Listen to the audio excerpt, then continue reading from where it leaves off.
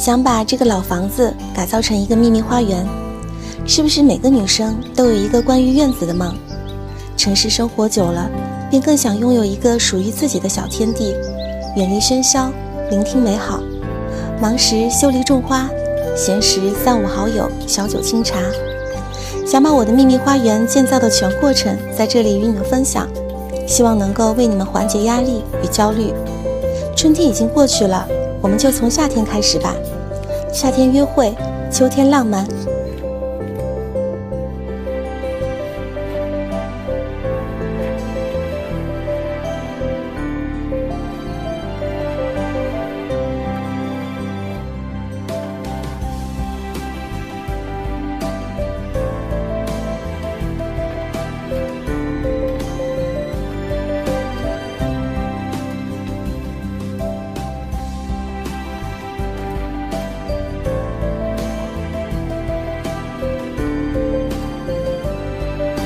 实在是太可惜了。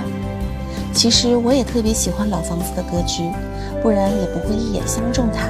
死皮赖脸缠了房主1个月才答应租给我，所以在改建的过程中，我也会尽量保持它原有的味道。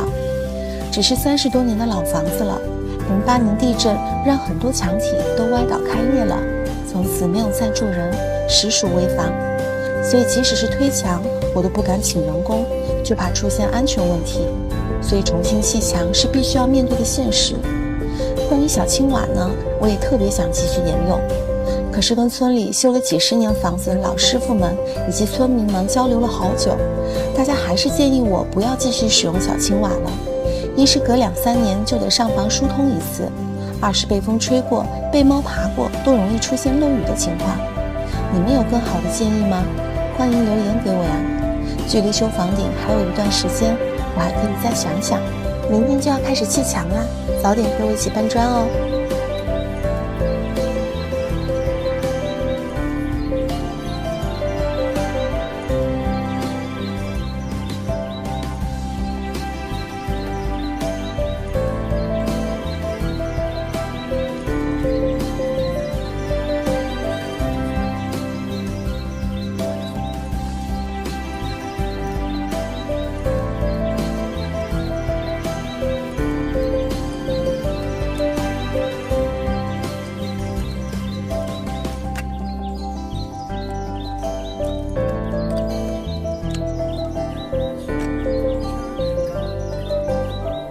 没来，墙体都快砌完了，木工也都进场了。这些新新旧旧的木头全部都是要上房顶的料。这个木工师傅在这比比划划、嘀嘀咕咕的。我问他在干啥，他说他在画图纸。可是他这画的是啥？你们看懂了吗？反正咱也不明白，咱也不敢问，准备蹲在旁边暗中观察。可是就一小会儿的时间，他竟然把房梁就给做出来了。不得不感慨，老一辈智慧的结晶真的是太强大了。兄弟们，我来啦！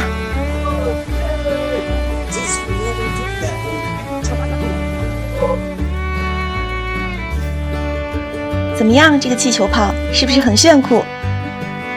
继续安完这4根大梁，它就能撑起我的整个房子了。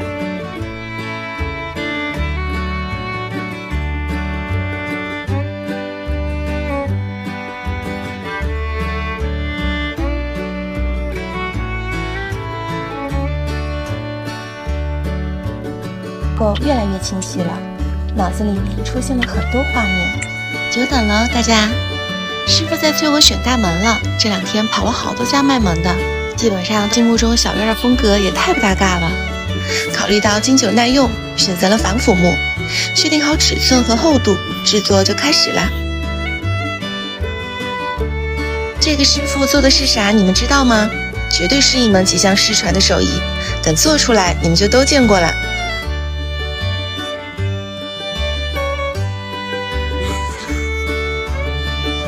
当当，揭晓谜底是个插销，都见过吧？制作起来还挺复杂的呢。这个工具有10个人见过，算我输好吧？反正我是这辈子第一次见。你说以前的人咋就这么聪明啊？什么稀奇古怪的玩意儿都能捣鼓出来。门做好啦，拉走吧。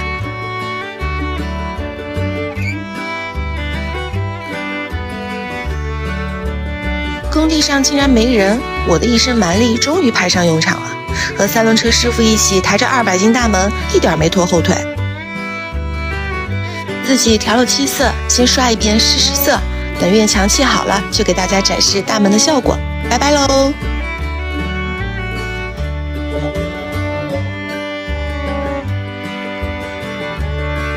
屋檐吗？赶紧让师傅给我下来，我要木质的屋檐。师傅一边干活一边委屈的碎碎念，说他已经选了他觉得最漂亮的颜色了，主要是不太适合我。为了安全起见，颜色还是自己把关吧。刷了喜欢的柚木色，安在房顶上还不咋看得出来，等墙面粉刷了就能更清晰了。这边院墙和大门也在加紧修建了，原本的大门直接对着屋里的门窗，有好几个老师傅跟我说门对窗输金光，吓得我赶紧请来村上的先生，把门挪了一个朝向。明天就要开始刷，别慌，分享我的快速选择大法。首先确定自己喜欢的色系，然后看准首先吸引你注意力的那一款，不纠结不徘徊，1分钟直接敲定下单拉走。这么大一车砖只花了3000大米，是不是很划算？今天工地上人多，我就不去秀体力了，当官翘翘老板。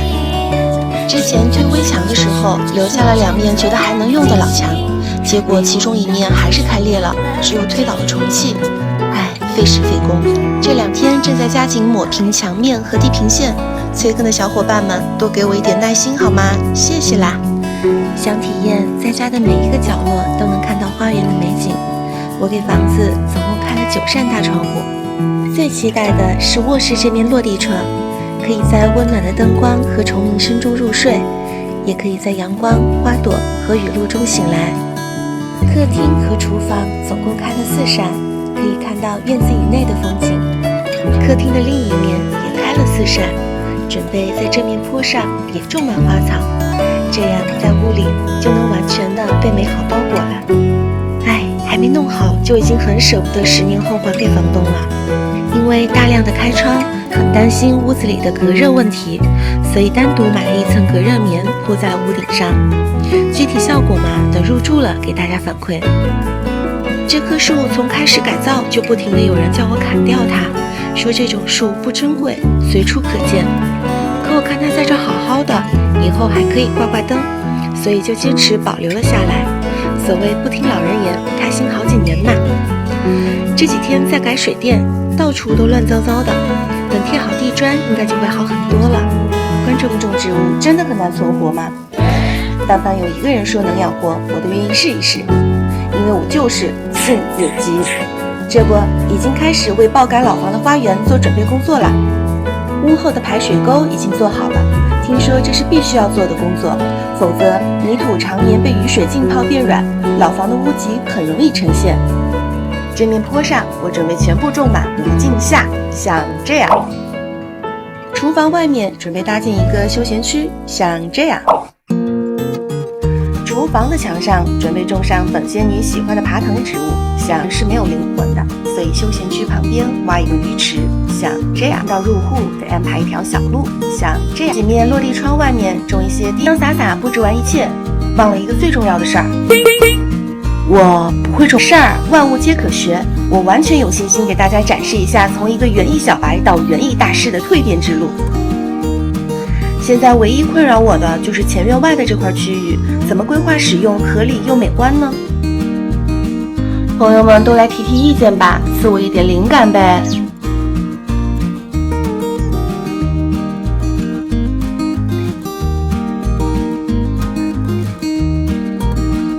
喂，我管饭。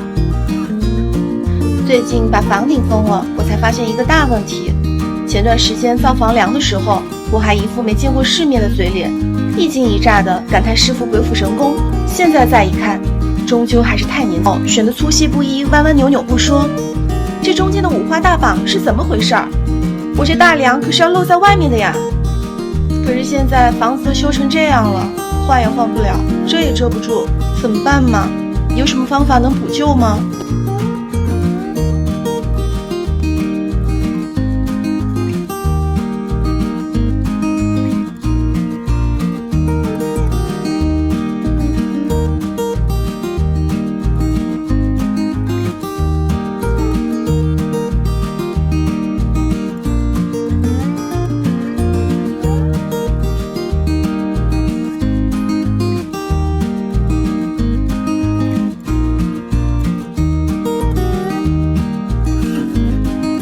可能找不到比我更衰的人了吧。今天是我改造小院以来情绪崩溃的第3次，又因是上次给大家看到过的装修队给我弄得巨丑无比的大梁，听了大家的意见，买了麻绳来装饰，结果10米的麻绳也就捆了这么一点点，而这一点点价值12.9块。虽然一捆不算贵，但看了这剩下的部分，如果要采用这个方式，还得花上好几千吧。这个代价应该够我把房顶掀了重来了吧。而所有的这一切，当初装修队在选木梁的时候，但凡用一点点心，也不至于造成这么多隐患。于是我情绪又上来了，这女人吧，情绪一上来就开始联想了。首先联想到这个房顶，当时给我报价160一平，我啥也不懂就让做了。做好了以后，来了3波朋友，都告诉我，就这工艺在农村一般不超过80-90一平，而且这瓦还盖得这么稀，梁还选得这么丑。找我结账的，加上上房梁的时候，给工人们发了接近2000块钱的红包。这个房梁差不多是花了26000元。结了账，本来觉得完事儿了，结果我比着房顶的尺寸，在网上买了220平的隔热棉，顺着房顶铺完，竟然还剩了90个平方。我忽然意识到了什么，虽然这个意识来的有点慢，但是账都结了，我还能怎么办？寻思着算了吧，把隔热棉退了。结果就这么几卷隔热棉退回去，运费都得1000多。客厅的地坪吧，当初造预算的时候没有这一项，贴砖师傅一直跟我说前后相差了10几公分，必须得找平。装饰公司告诉我没有必要找平，结果到了贴砖的时候又说还是要找平，找平就找平吧。最后我一看价格，找平这个130平的地面花了2万多，2万多铺在了地面上，地面被抬高了10几公分，门就矮了10几公分。本来留的2.2米的门，找平加贴砖后估计只剩1.8米了，又开始敲敲打打重新升高这道门。再说厨房这个下水，当初我就3番5次的说下水给我留在正中间，包括我自己，后来水泥都封上了，忽悠我说影响不大，接根管子就行了。结果橱柜师傅来一看，告诉我接管子有堵塞的隐患，而且不好维修，并且柜子里面也要多开几个。再说这个院墙，当初找来挖机推的时候就说为了给我省钱，留下2面墙不推，结果新墙才刚修起来，旧墙就裂了，给了我2个选项，要么裂缝的前面后面分别砌2根柱头把它固定起来，但是告诉我还是有垮掉的风险，要么推了重砌，但是就是要多花钱。当初说好的给我省钱呢，这点预判都没有吗？再说省钱这事儿，由于对建房和机装一窍不通，当初因为信任全盘交付，没比价没讲价就签了合同，目前看来终究是错付了。就我这全用砖砌的破房子，目前为止造价已经搞出了20几万，而且足足2个月时间就修成了现在这破样。算了，人总要为了自己的无知买单。经历了这些以后，关于装修我也在教训中长了不少知识，就算知识付费了吧。我还年轻，这辈子还有希望换新房的，这些知识迟早会用上。想明白了这些，再想想小等我入住那天，我一定要回来艾特一下你们家猪，大家好好探讨一下各自的居住体验，更多是残酷的。在这个问题上，我想说，成年人的世界没有容易二字，现实不用你想，它本就残酷。可想追求的那些美好，如果你连想都不敢想，你就永远都不可能拥有。于是这群人又搬来了小板凳，备好了花生毛豆和啤酒，说像我这种小白啥也不懂就敢去做，准备好好数数接下来我还会崩溃多少次。在这里我又想抛出一个世纪大难题，这做事情吧，应该是做了才会懂，还是应该全部搞懂了才去做啊？我这个人脾气倔，胆子肥，还爱折腾，很多自己想要去做的事其实什么都不懂，但光凭想象我也一定要去试它一试，没准你就梦想成真了呢。不信啊，不信咱们走着瞧。好多花园大神千叮咛万嘱咐我的排水沟安排上了，测量出院子的最低点是在鱼池旁边，于是在这里开了排水孔，直接通向院子外的排水沟。为了防止下雨泥土滑坡，这里用砖固定了一下，因为院子里最容易积水的地方是屋檐下，所以排水沟的设置跟着屋檐转了一圈，沟底是逐渐放了坡度的，避免积水，夏天又臭又招蚊虫。这样做一有水就可以流出排水孔。网购的排水沟盖板也到了，本来很想买这种一体化的排水沟，后来一计算成我怎么突然这么会过了，嘿，你们懂的，这不已经被社会狠狠地伤了一课了吗？测评一下这款盖板，除了缝隙里面有点粗糙，承重力还是不错的，20块一片，总共用了56片，颜值嘛一般般，毕竟它不是花园里的主角。最近我在网上做了好多功课，感觉整个人都变机灵了。下期给大家好好介绍一下我的鱼池，拜拜。前期大抛小洒，预算已经拉起了警报，所以临时决定摒弃天然气，在我原来规划这个洗刷区打上一口柴火灶。我整天不停冒出来那些稀奇古怪的想法，我经常拿着网上找的，再经过自己改良的图去找师傅们给我做出来，他们都觉得我是在搞笑。只有队长会认认真真的思考我提出那些想法的可能性，别的师傅觉得我的设计太麻烦，队长会耐心的劝导他们，手艺要做到老学到老，要与时俱进，知道年轻人的想法，让新旧产生碰撞，不然老手艺迟早就会被现代化设备所取代。这格局，我的健身教练问我为什么不去健身了，2个小时搬了1300片砖，能叫作业吗？养兵千日，不就为了这用兵一时吗？材料都准备好了，马上开始砌造了。想学传统手艺，就把小板凳端来做好了。牵涉到尺寸、排水、水电等等，这些全是我不懂的。不过一点都不用担心，因为我有队长在，我不懂的他通通都懂。我管外观设计，他管内部结构，完美。为了方便咱哼哈二将随时沟通，我在旁边搭建了一个临时的工作台。怎么样，有没有很酷？这里的风吹着真的是超级舒服。这拱门其实挺麻烦的，之前他们打算就地取材，用竹子固定出形状，然后发现不行，尝试了好多办法后，终于用砖和泥巴完成了我想要的效果。现在发现师傅们嫌我麻烦也不是没有道理。但是砌完以后，连师傅都说第一次砌这样的灶台还蛮好看的，所以说要有自己的坚持吧。本来打算一鼓作气弄完，结果又是连续几天的暴雨，只有稍作休息，学了一门很有意思的手艺。这是啥子炒水平的土办法？就是你这边罐子的水，你拿开手指拿开，我看水在哪儿嘛？这个水就跟那个。这边的水呢？对，这就是平的。你们咋想他们在一根线上呢？有多少人见过？评论区告诉我是什么原理呀？室内的硬装终于要结束了，我的心情也渐渐明朗了起来，因为该我出场了。猜一猜这个筐里我准备干嘛？猜对了有奖哦。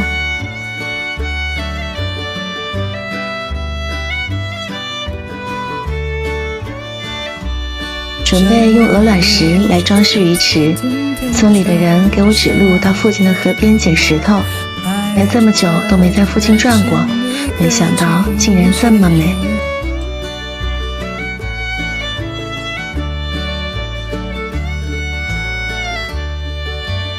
一城山水半城湖，在同一片蓝天下，我们呼吸的空气。柴火灶翻车了。本来准备在这里安一个水龙头，可以往锅里放水，然后在这里安一个地漏，可以倒洗锅水。结果这洗锅水可以把整个灶台给淹了吧？哎，没有关系，人生最开心的事儿就是发现问题并不断整改，这些点点滴滴便会内化为你的生活智慧。经过商讨，决定把水龙头改到墙上去，并安装一个小水盆来处理洗锅水。这种技术活儿我确实爱莫能助了，只有交给师傅们，我只能托队长给我安排一点体力活儿。到河边捡了一整车的大石头，回来把鱼池装饰了一番。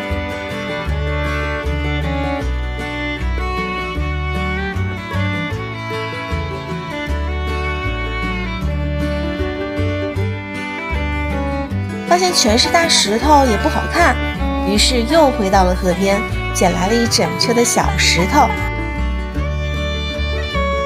这一下应该够用了吧？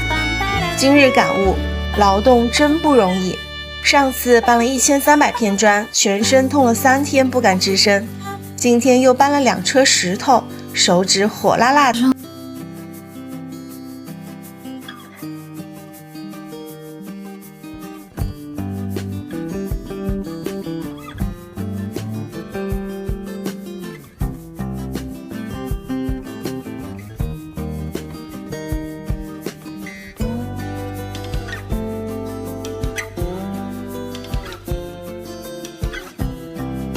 当暴雨，给你们看看屋檐修短了有多悲剧。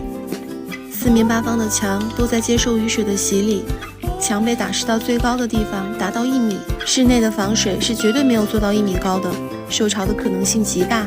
想到这里，不禁走进房间查看，果然该来的已经来了，这人还没住进来，墙已经进水了。屋檐下全是蹦起来的泥浆，贴了一圈300高的瓷砖，还没有挡住一半。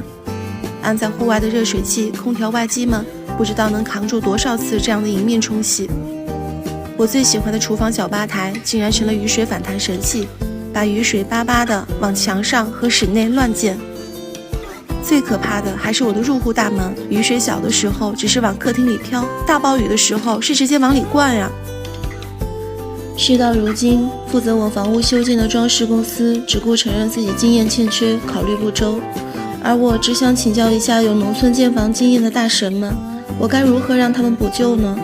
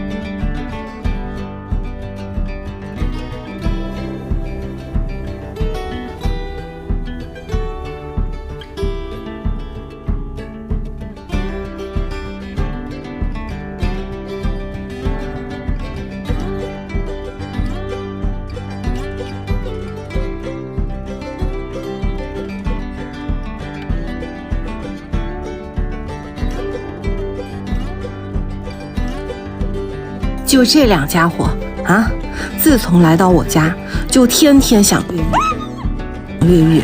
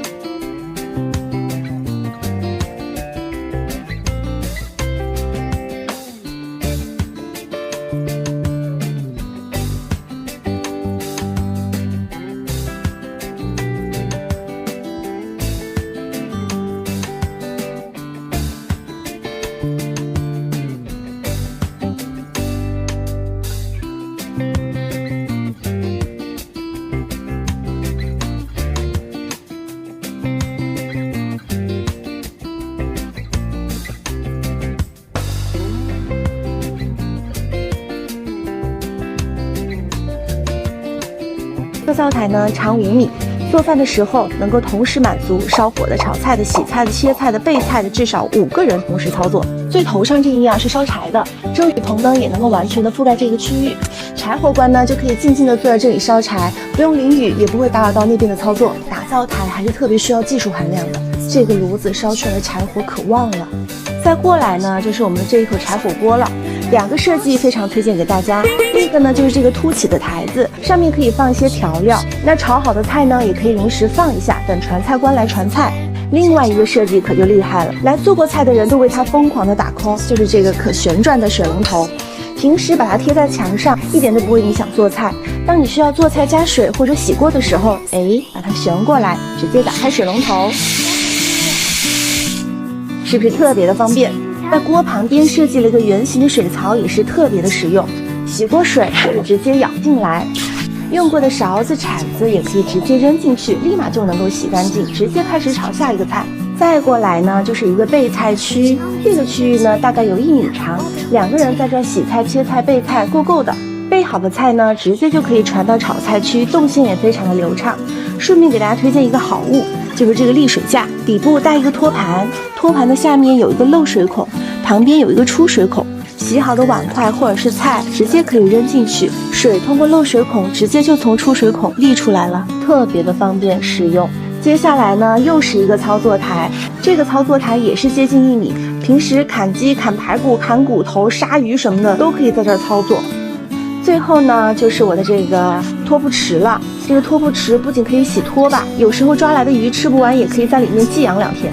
最后的最后呢，就是下面的3个面积非常大的储物柜，里面可以存放很多的锅碗瓢盆。每个家庭应该都有一些备用的锅碗呀、碟子什么的，室内的厨房堆不下的时候，就可以全部储存在这边。怎么样啊？这个灶台你们给它打几分？在这里一边做菜一边欣赏夕阳，真的是一种享受啊！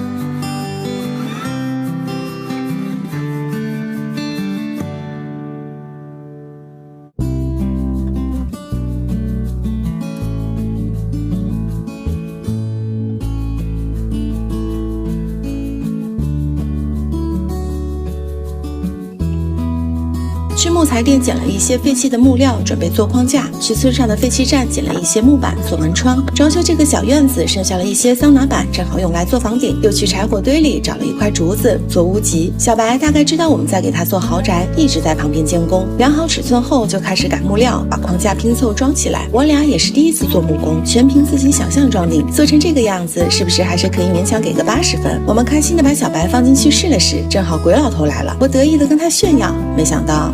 要太老都玩的磕个子，不管了，她还是要长大的嘛，以后说不定还要带个男朋友回家呢。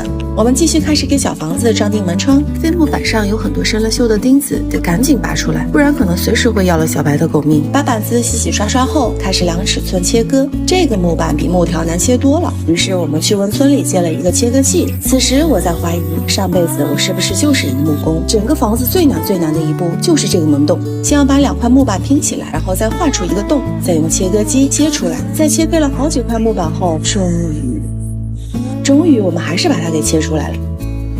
接下来就到了最激动人心的时刻啦，封顶！一片一片的房顶封上去，是不是已经有那味儿了？毛坯房建成了，感觉这小狗还挺识货的，一直围着小房子打转。这个举动大大增强了我们信心，于是我们准备再升级一个2.0版本的，给它搞软装，嘿嘿。姐姐，你这么早就起来啦？我想跟小白装修一下房子。好啊，装成什么样子？我想在这儿给小白弄一个名牌，然后在这儿给他弄一副对联，你说好不好？好啊，那我给你做饭去。好的。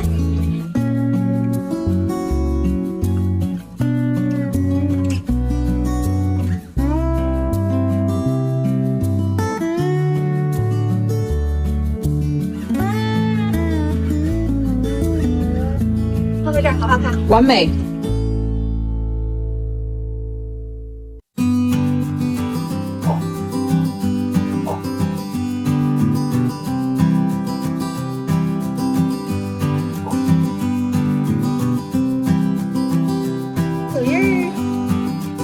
喂，带上这个章，这就是你的小房子喽。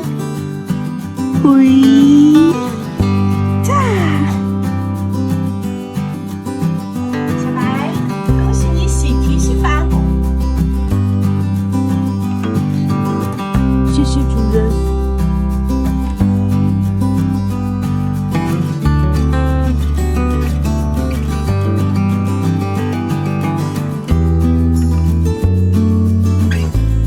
记得今年秋天我种下的20株草莓吗？看当时那长势，你们一定以为冬天我大概会吃草莓吃到吐吧？我也这么认为，可事实是，人为也差不多。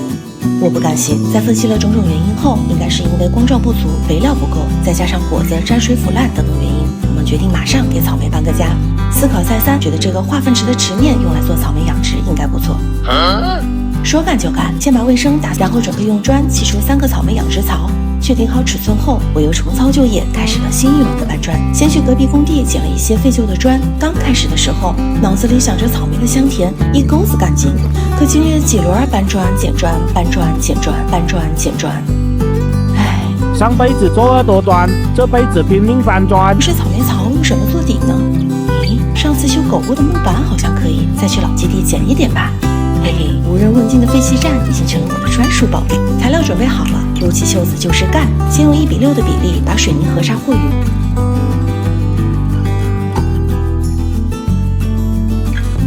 然后用砖搭起隔水层，防止积水，再盖上木板，开始制作种植槽。第一次做泥工，和妹妹从天亮做到天黑。不过看看这成品，老夫也是甚感欣慰啊。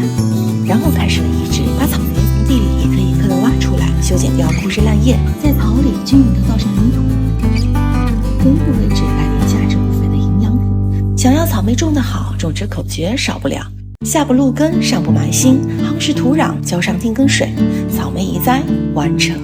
都这样了，今年再吃不上草莓，我把土吃了。我们来到了木材市场，想准备一点做兔子窝的材料，意外发现了这堆树皮。婆婆说她晒干了准备做柴烧，可别啊，这对我们来说可是宝贝啊！赶紧管婆婆要了点，然后又发现了这张有点裂开的板子，原价100多，经过协商30块钱拿下，又厚颜无耻的让老板根据我们的设计图切割了出来。这也太可爱了吧！材料通通拉回来，开始修建小屋了。先锯几根支撑板子的木条，然后把它们2头固定。我发现我现在的木工活越来越顺溜了。这小白不会以为又给他做房子吧？往那儿一躺就开始睡了。再做一个有缝隙的底板，方便漏粑粑出去。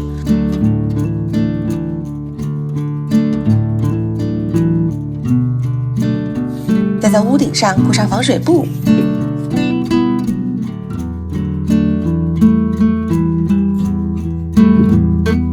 做完了吗？完成了一半。是不是有那味儿了？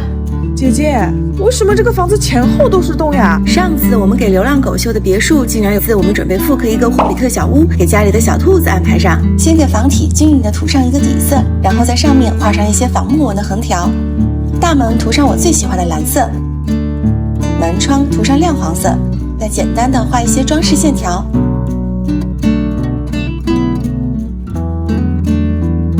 把剪来的树皮剪成不规则的形状，装订上去。我的妈呀，这效果也太好了吧！大门装上荷叶拧上去。因为之前错开了几个洞，所以现在画成假窗户给它补上去。再在屋顶铺上草坪装饰一下。霍比特小屋做好了。为了让兔兔的肉质更 Q 弹，我们决定给它更大的活动空间。先把柴火挪个地儿，砍掉多余的竹子，挖平地面，再搭上砖块抬高房子，方便漏粑粑。铺上柔软的草坪，把木条刷上木蜡油，围起一个栅栏，再用麻绳装饰起来，以防兔子越狱。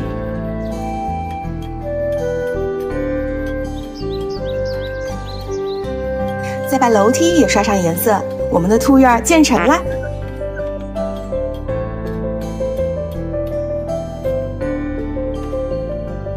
姐姐，这兔兔也太可爱了吧，看得我口水都流出来了。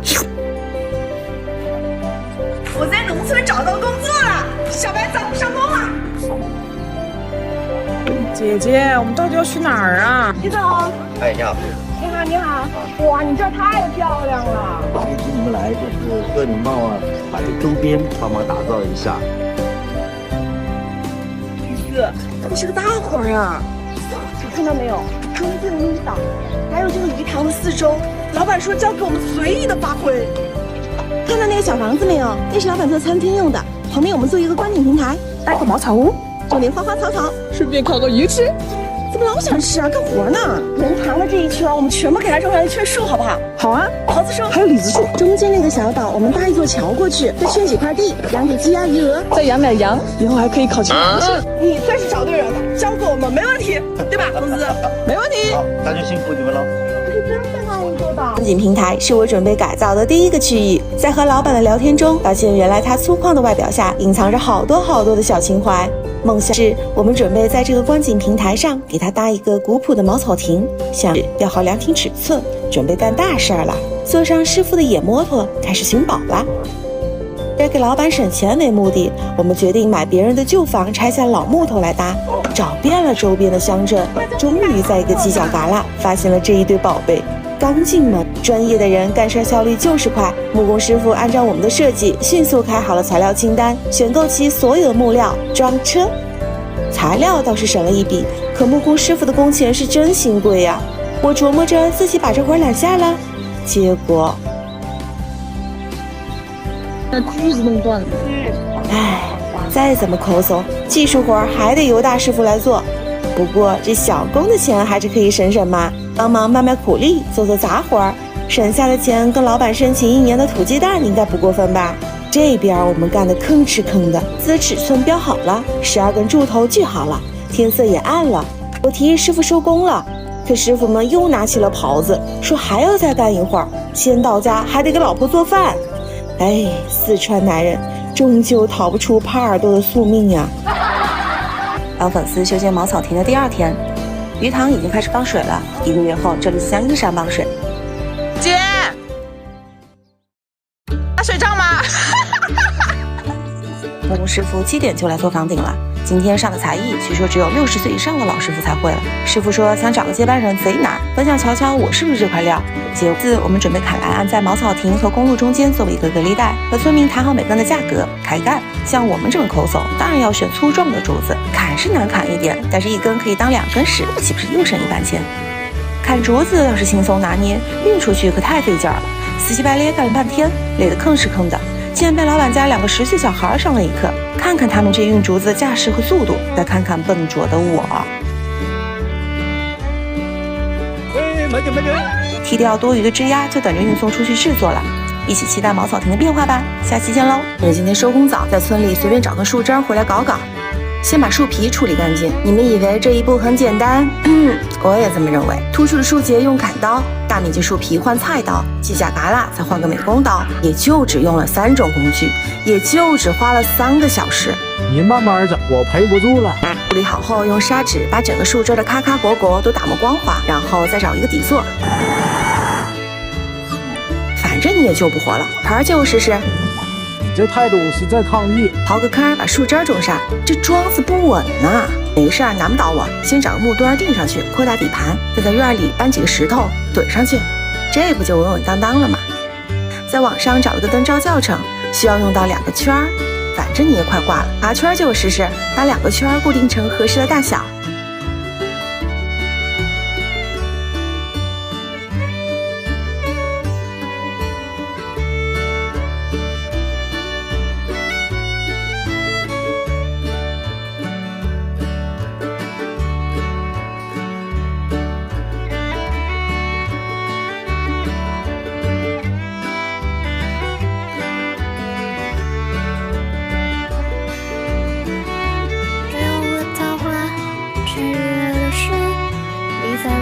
总会安慰谁？吹醒了青蛙，吹来了一次，我在这里。粉丝赶上鱼塘第5天，今天咱们的茅草亭屋顶就要完工了，离我们想象的样子越来越近了。看看我这无处安放的壮劳力，就知道我的内心有多激动。房顶就帮不上什么忙了，我们干脆去个小房子刷底漆。没想到这活儿还挺简单的，越干越顺手。搞错了，再来。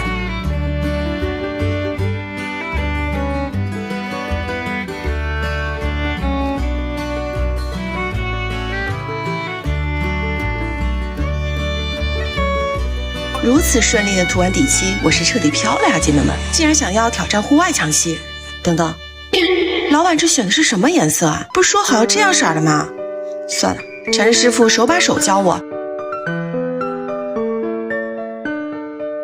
于是结果，像我的。这颜色我真的是越涂越觉得辣眼睛，可是老板喜欢的不得了，说要把卧室也涂成这样。你们帮我劝劝他吧，这颜色跟茅草屋能搭吗？可是5月还得让给我这面乐器墙啊，这面花墙今年足够震撼，咱这次可是下了血本了，选了几种乐器里面的颜值天花板。粉色龙沙宝石，天哪！想起他们在墙头竞相开放的镜头，下个月吃土我都愿意。哎，你干嘛？别打扰我干大事啊！哎，你是不是不听了？给你埋了行不行？姐妹们，下个月我家的月……不是吧，老板？我这就回家过了个节，你就把公园栅栏给我拆回来了吗？我不不是说好了栏杆？这位老板，你是一次次的挑战设计师的底线吗？在我的强烈抗议。拆下的栅栏我可不会浪费，正好安到鱼塘旁边，这防护栏的钱不就省下了吗？趁老板还没反悔，赶紧拉他去把做栏杆的木材选回来。选好木材尺寸，一问价格，老板说不剥皮的20一个，剥皮的30。这能费手的事情干嘛？半个小时我就估了下来220，买了一个。还搭上了自己一整天的工。木工师傅负责切定栏杆，我负责剥皮。你们瞅瞅这效率，你们再瞅瞅这返工后的效果。哎，兄弟们，你们摸着良心讲，是不是比那公园栅栏好多了嘛？全下班了，一天的劳动，一阵风全没了。没办法，我们只能先全部拖起来。这沥青卷材粘一块是真心重啊，派出3个壮劳力，这卷材简直纹丝不动。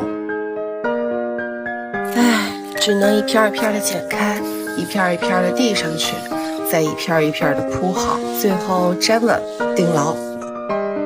终于在天黑之前把防水做好了，准备准备，明天铺茅草了，我们下期见啊！我们的茅草终于回来了。盼星星盼月亮，今天终于可以盖上去了。工作业咱可从来没干过，本来想今天就摸摸鱼吧，可师傅说没有不行啊，房顶还差个传递小工。哎，于是我就赶鸭子上架，麻着胆子上去了。这咋感觉腿有点软呢？不行不行，先当会爬行动物吧。果然这胆子还是要靠下大的，你看这一会儿时间，我就能熟练的飞檐走壁了。上次防水直接整个被吹飞，这次可长记性了。把茅草一片一片钉好，光钉好还不保险，再钉上竹条，给它压得严严实实的。哇塞，这样看过去，我们的鱼塘可真美啊！晚上躺着吹吹湖风，看看星星，那得多爽啊！哎，我就是想想，小朋友可不要随便上房顶哦。哎，这个茅草搭上去效果不错哦。那当然，而且你之前给我的预算我还是好几百呢。怎么比之前看到便宜那么多？哎，老板你 out 啦！我们现在都用省钱快报，你想买什么，在上面都可以找到各个平台最优惠的价格。不错哦，给我也整一个。全副武装，我们要去个鱼塘消毒了。这承得住我们3个人吗？还有这么多桶。冯思思，你要到那边去，为什么？我要在这边去，我们俩要停在这边。为什么？你到船头那里去吗？原来你还有这种用桶压平衡。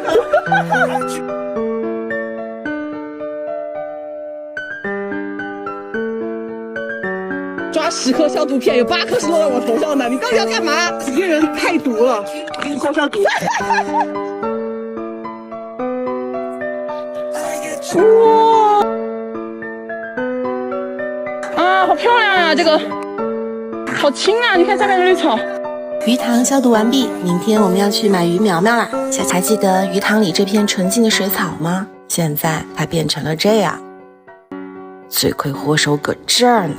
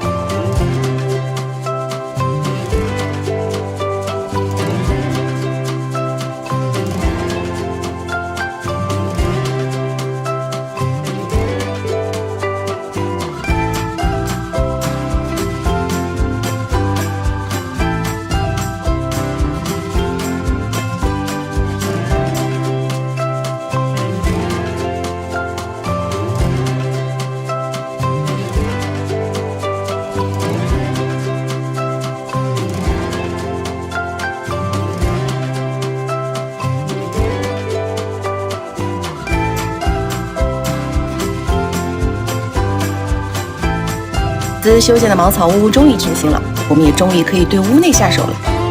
今天准备在茅草厅里一测，太简单，龙骨框架一做，你就只管把木板铺上去就得了。大师傅我一出马，旁边立马来了4、5个小工，学技术的学技术，打下手的打下手。看看这师傅，2下就被我教会了吧？你就吹吧你！人干活4个人打下手，大师傅。像你这种师傅的话，应该在农村还挺值钱的。4个小工。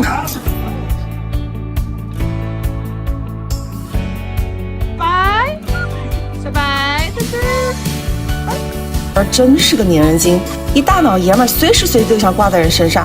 弄平台已经搭好了，明儿个给它刷上个颜色，就可以开始软装了。咱们下期见。都这么好。去木材市场淘淘，这地方我可是常客了，一来就相中了这家，挑了一块边角有弧度的木板做桌面，再挑个半圆木料做中腿，凳子嘛挑个粗一点圆木，就成8个墩墩，拉着老板从站着砍价。一起2000块钱，而且这份儿就出来了，我已经迫不及待的想收拾出来，在这儿泡杯茶了。还挺结实，就这桌面有点拿手啊，得泡平整才行。老板看到这桌子也很是激动啊，拿着工具就说要自己动手刨。虽然我也不是很相信他，但是谁让他是老板呢？你这么磨下去的话，15公分的板子要磨成2公分了。这么好的板子可别弄毁了，换个机器试试。哎，对了，就是这个手感。这个时候你一定以为我和曲老板配合得很默契，可他这磨了跟没磨有区别吗？我还得拼命地磨他留下的愣愣，赶紧招呼他退下。这种粗活还得交给大师傅来做。老板今天还带了一个小监工。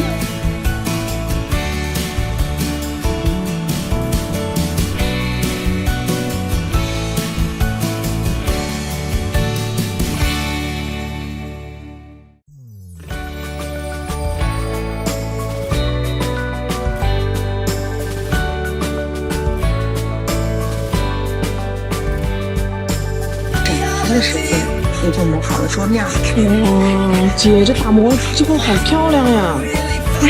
哇塞，我吞了2斤灰吧。瞅瞅这厚厚的一层，准备自制一套网上贴，花了1天时间把桌面打磨了出来，感觉已经增值了1000块。今天准备把桌腿跟凳子也打磨出来。来，体力活你来，帮我搬过去。谁还没个力量级的小帮手呢？就是力量大，先把表面的树皮处理一下。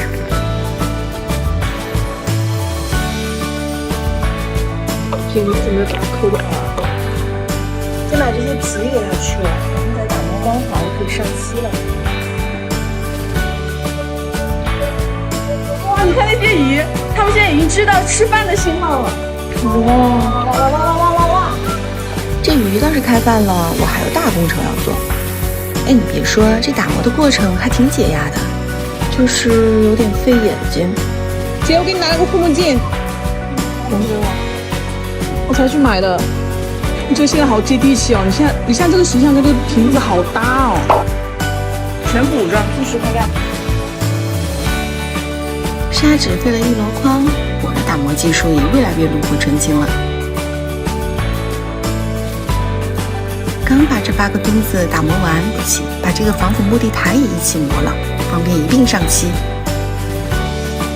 木地台的表面本来就比较平整，打磨起来轻松多了，一点都不费眼睛，就是有点费人。那回去是吧？对，取扒皮。力量级小帮手再次上线，有了他的帮助，待机时间加30分钟。自古如今。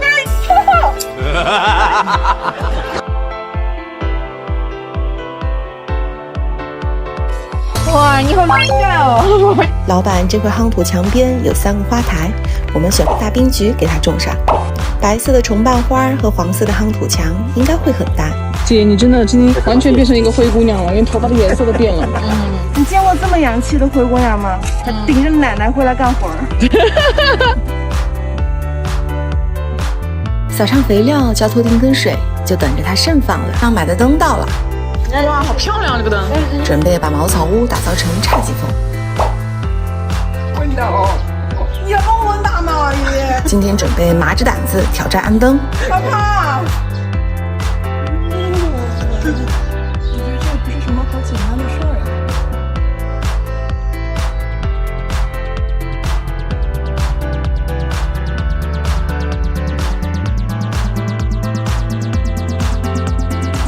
那你看好镜头了吗？你这样全拍我双下巴呀！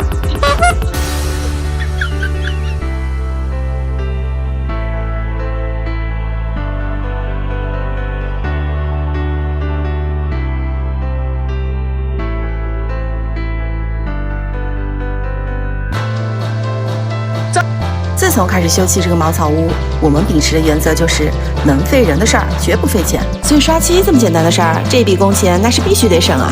听说用抹布擦上去比用刷子刷得更均匀，可就是这擦起来太费劲儿了，才擦了一半我就快累瘫过去了。量级小帮手上线，速度那是没得说，可刚刷完我就后悔了。看看我刷的，再看看他的。你这算施工拖把过程的吗？还是老老实实回来干活吧。刚涂完第二遍漆，老板来验收了，还带来了音乐。既然音乐都来了，大板打磨上漆就能轻松省下几千块。100块买到的其实是一块湿料，时间长了桌子一定会开裂变形。于是我们只有去请教专业师傅，具体多专业呢？真的假的？这是你做的呀？这回算是找对人了。第二天一早，大师就带着师傅和家伙来了。这么长的钢筋，要怎么直直的从桌板里穿过去？算了，躲远点。师傅就这么3两下子，他出来了。我可是也没闲着。嗨，孔打好了，穿进钢筋，螺丝刀拧紧，再用木头封住，打磨平整，浑然天成啊，姐妹们！哎，跟大伙儿讨论一个问题，这书上说的年轮一圈代表1岁，到底是真的假的？在大师的指导下，我们又把桌板和栏杆做了碳化处理。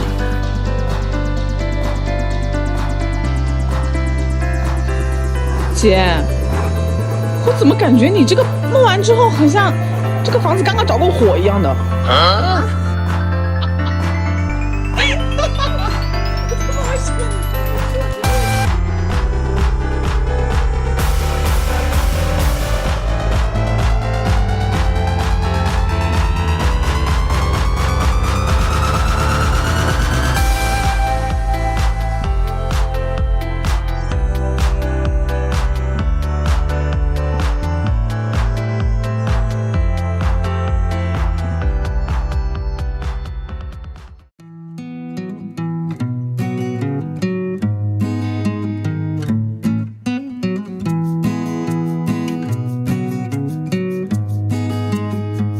想给茅草屋的一侧做一些干花摆件。最近是家里绣球花的大赏季节，去年冬天种下的绣球小苗，经历了半年的生长，在初夏有了不错的表现。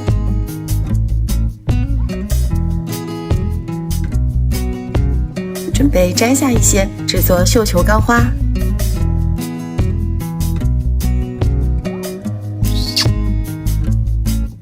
墩墩，你的脚花踩扁了！哎呀，你这花里面来干什么？墩墩，干嘛？你里面干嘛？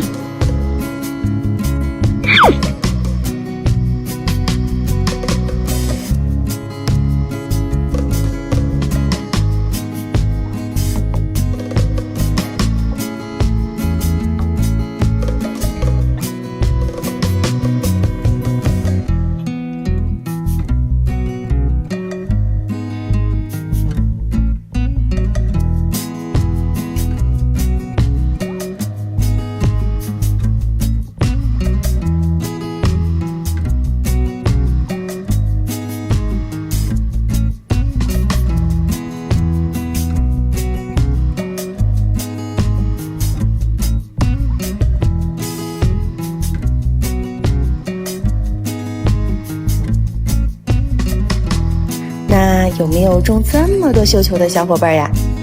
在绣球的盛放季节，你可以选择在院子里静静地欣赏它，也可以在它最灿烂的时候摘下一些做成干花，永远留住它的美。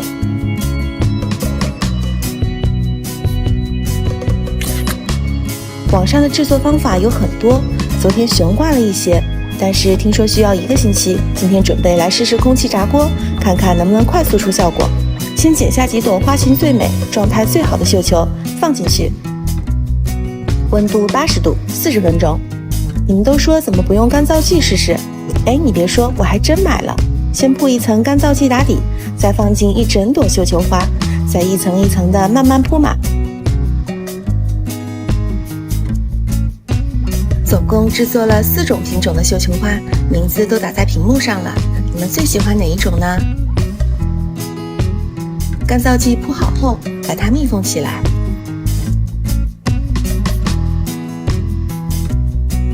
静置5天。8，这算成功了吗？再炸几朵试试。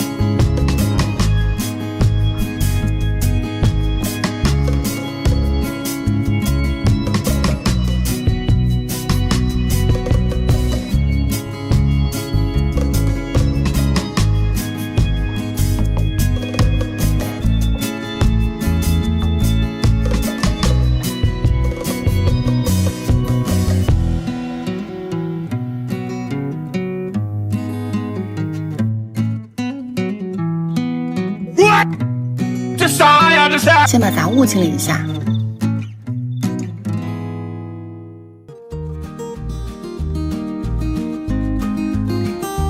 这个地板铺个地毯遮一遮，角落摆上一株大植物，让空间有错落感。桌子再重新给它布置一下。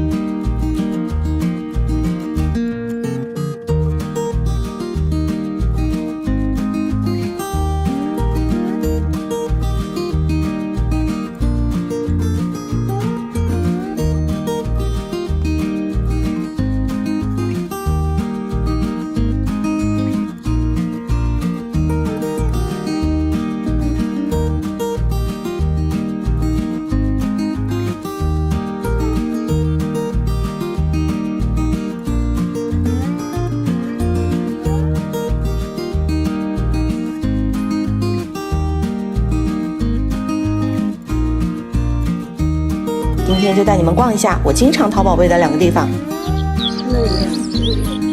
这是无尽夏，好漂亮啊！进入这个宝藏花市，琳琅满目的鲜花，绿植任你挑选，地方大，价格也便宜。这个怎么开得这么好？做好新娘，这个我认识。真的吗？它的名字好好听哦。瞅瞅，这20块1盆的绣球，先搞个1车。喏，我的木绣球和柠檬树都是在这家店买的。8六块，你牌子买得到吗？他买点没有礼物。哎，对。哦，老板还记得。你看这个好可爱哦！是我最喜欢的一家店，他们家全是精品，但就是贵。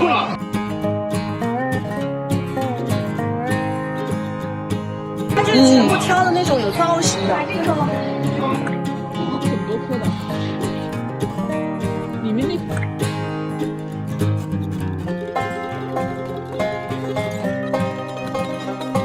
哦，放一堆嘛。我们先还价哈，还不了价的话，你不卖，反正你到时候自己搬。对，你要做好心理准备哦。我还价有点狠的。在一家不起眼的小店发现了这个镇店之宝，只看了一眼就一整个爱住。这1颗真的比1车还贵啊！种的植物选好了，别忘了到鲜花区带几把鲜花回家插瓶，各种应季的鲜花都有，最贵的就几10块一大把。植物选好了，顺道去旧货市场捡漏，淘点瓶瓶罐罐之类的小摆件。一进入这个市场，就仿佛梦回80年代，只有想不到的，没有淘不到的。它真的放的是磁带啊！有比爷爷年龄还大的收音机，爸爸年轻时撩妹用的吉他，再加上店里留声机放出来的复古音乐。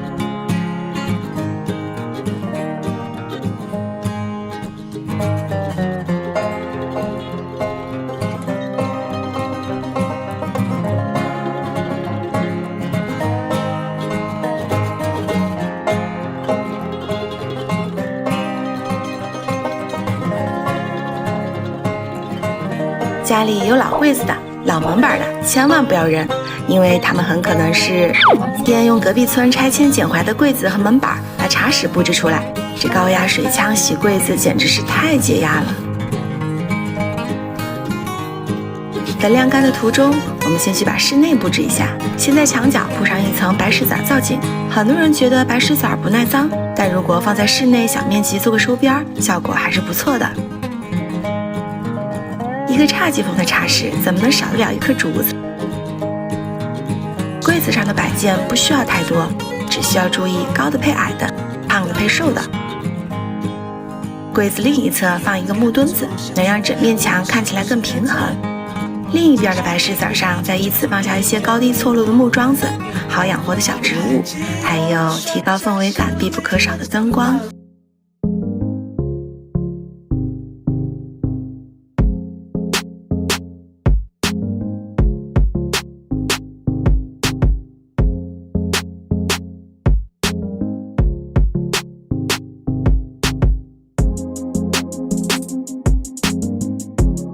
这不就浑然天成的一个茶桌了吗？摆上椅子和蒲团垫，是不是感觉就来了？家里的直立冰山再剪下几朵，这种月季花量和花期都超级给力，推荐给大家。先摆一下茶具，那我们就一起来看看效果吧。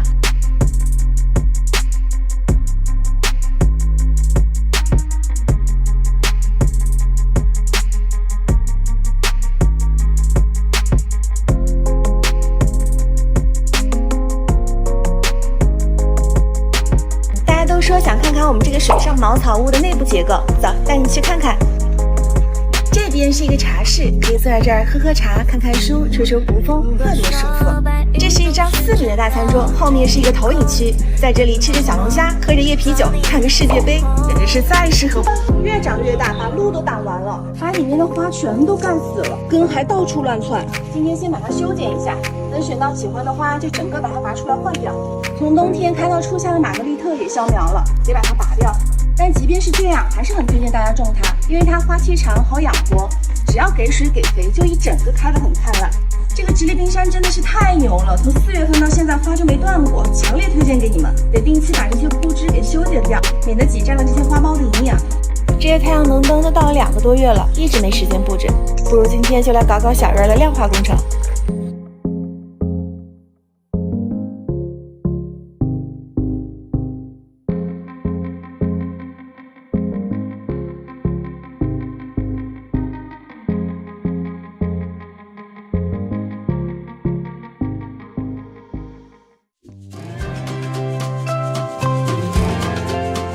一起期待夜幕降临吧。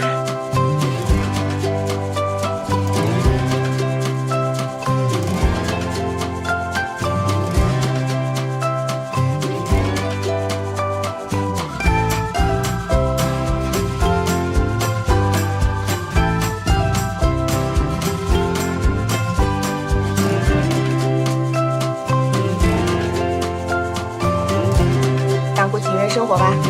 有了院子，开始不敢再睡懒觉，因为得趁着太阳还没出来，干活才不那么热。这些草坪和花园里里外外的杂草，2个星期就得打理一次。像这种开败的花，就得及时给它修剪掉，以免影响它下一季的绽放。修剪开败的花朵、干枯的叶子，是一年4季都不能停掉的活儿。因为想要花园生机勃勃，就得不停地清理这些枯枝败叶。修剪完，还得来来回回、一倍一倍地清理这些园艺垃圾。施肥更是不能断了，每周都得来一次。这样的桶一次要对上40-50桶，才能把花园里里外外的花浇完。我们的木绣球一直在追肥，说不定10月份还能爆一公花。我的院子变得很害怕下雨，因为暴雨总会冲倒一些花，第2天又得一枝一枝的重新支棱起来。雨水里的细菌也很容易让植物们染病。只要一下过雨，满院的月季必须都得喷一次药。连续的晴天也怕，植物们经过一整天的暴晒，头立马就塌下来了。所以夏天我们每天都会给花花草草浇水，里里外外我和妹妹要浇上2-3个小时，经常忙完工作再浇完花就凌晨了。有了院子变得力气很大，可以徒手拔出各种杂草。清理花园往往会产生很多的绿化垃圾，不枝败叶，还有一些连根拔起需要更替的植物，几十斤的垃圾，我们现在基本可以轻松拿捏。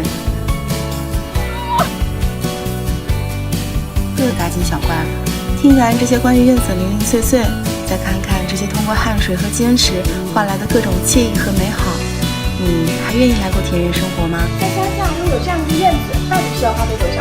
大家好，我是无所谓。去年开始修建这个院子，小坡上梦寐以求的田园生活受到了很多朋友的关注。问他最多的问题就是拥有这样一个院子到底需要花费多少？今天我就带大家一起算一算。我这个院子呢，地处四川眉山，是属于4、5线城市。老房子租金呢，每年5000块，房东还免费给了我这么大一块地种菜，这点我特别开心。因为希望想着按照我喜欢的风格去布置，所以我从房东拿到了重建手续，整个老房子是推倒了重建的。室内部分的重建和基础装修大概花了30万，室外的凉亭、鱼池、花园以及里里外外的花花草草大概花了10几万。来，我们来看室内。屋内是按照我喜欢的超大空间设计的，之前很多朋友都找我要图纸，没有图纸，其实就是很简单的空间，全靠软装布置成了自己喜欢的样子。厨房、电器、家具全屋智能，总共花了不到15万，所以整个院子我大概花了50多万。到这里一定会有很多朋友不理解，为什么我要花50万去帮别人修房子呢？可是我想的并不是这样，房子是别人的，可是生活是自己的呀。人生不能有几个10年呢？用50万买来10年你梦寐以求的生活，太值当了。过去在大城市，1年5万块钱的房租只够我过去在一个很小的房间，可是现在虽然在农村，1年5万块属于我的却是满园子的花花草草。每个人都有自己向往的生活，我奋斗多年的梦想就是过上这样的田园生活。人生就是这么奇妙，有些人生在农村，最大的梦想就是在大城市安个家；可是有些人生在闹市，最大的梦想就是回农村来生活。在大城市安个家，怎么都得几百万吧，可是在农村呢，每年几万块就可以过得很开心。如果让你花50万买10年的田园生活，你愿意吗？